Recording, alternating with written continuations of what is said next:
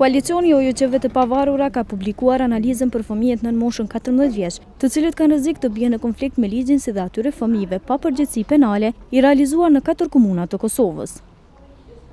Mos ma mbyll derën, jam vetëm një fëmijë, është titulli i analizës së nxjerrë nga Konfi, i cili tregon për një rritje të numrit të fëmijëve pa përgjegjësi penale.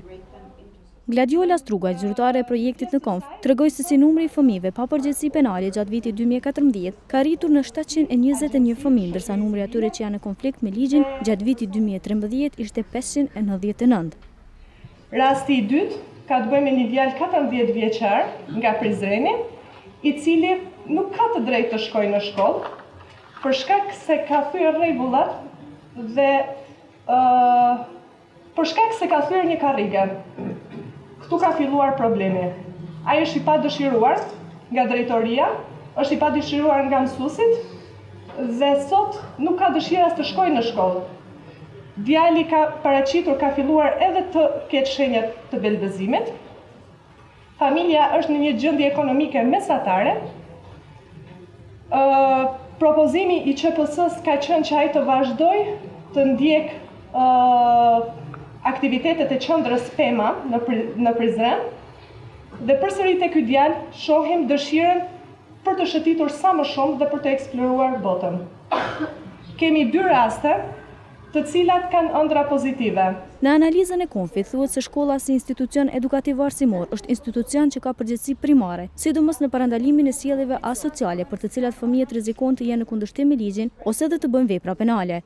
Presidentja e Konfit, Blerta Perolli, tha se shërbime për këta fëmijë duhet të ofrohen nga shkollat ku ka psikolog, si dhe nga qendrat për punë sociale. Praktika në anën tjetër tregon se këto shërbime janë të pamjaftueshme dhe shpesh janë jo efikase në parandalim, në mbrojtje e në veçanti në reintegrim të fëmijëve që janë në rrezik. Dhe kjo ndodh për shkak se këto raste shpesh përsëriten, mbesin të hapura për një kohë të gjatë dhe në fund e kalojnë moshën e përgjegjësisë penale dhe i normalisht trajtohen pastaj nga organet e drejtësisë të tërë. Ndërsa Ministri i Arsimit, Shkencës dhe Teknologjisë, Arsim Bajrami, tha se për Ministrinë e Arsimit këta fëmijë do të jenë prioritet kryesor. Padyshim shkolla, arsimi janë mundësia më e mirë e integrimit plot të këtyre fëmijëve dhe largimit tyre nga dukuritë asociale, nga përfshirja e tyre ndoshta në veprime të hershme kriminale, në resocializim të tyre, në riedukim dhe në integrim si elemente pozitive të shoqërisë kosovare. Gjithashtu, edhe Bajram Kelmendi nga Ministria e Punës dhe Mirëqenies Sociale tha se ata si ministri janë të fokusuar që të ndihmojnë në raste të tilla. Për ta mbrojtja e fëmijëve tha se është prioritet.